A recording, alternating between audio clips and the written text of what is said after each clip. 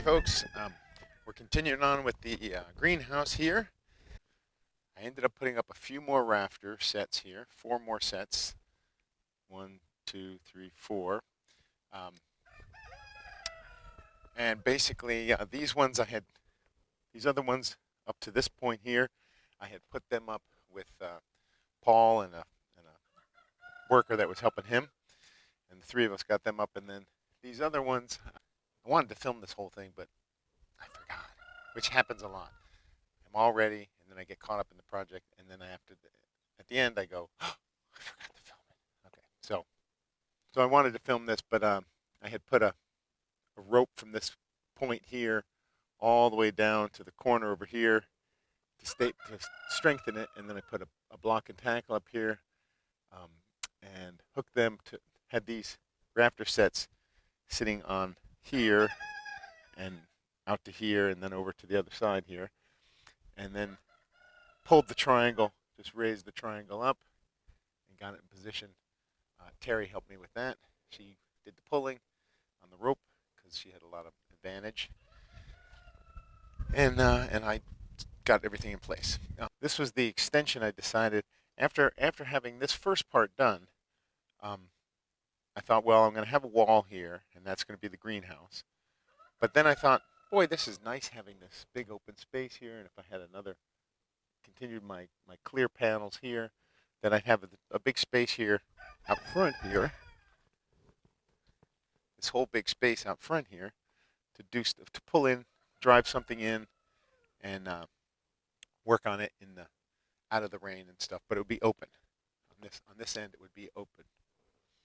So with that in mind, I added a double plate here, 16 feet out to a locust post that I set in the ground 3 feet or so. And I did the same on this side over here. And then I have these last little pieces here that I wanted to add because the lumber that I used, the logs that I used, couldn't make this entire span, which is about 24 feet. On the original section, I didn't think about it that much, and I just went 16-footer to here, and then went the rest of the distance. And so I had a splice here, which I ended up deciding that I'll set this log in the ground here, this locust log, and I will end up having a slanted wall coming down to it here, because this area is going to be for the chickens anyway, and this will be for the greenhouse, and this middle part will be for trees. So it'll be nice to have a little slanted wall so the trees can actually grow out into that area. So that's how I decided to solve that joint there. It'll be supported. But out here on the last 16-foot extension, I decided to put the joint right there at the collar tie. So the joint is there. And then just to strengthen that, because I'm not going to be putting a post down here, I want this all open here. So I'm going to put another brace here and a brace over here. That's what I'm about to do now, just to keep that truss strong enough.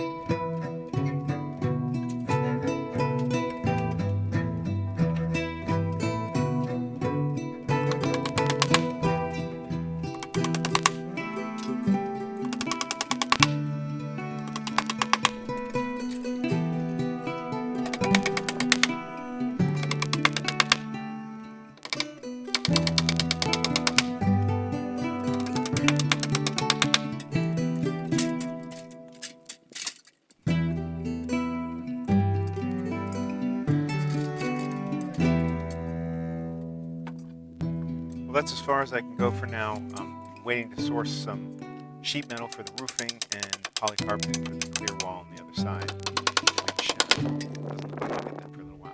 So we'll get back to this. Thanks for watching, and please like and subscribe. Keep watching.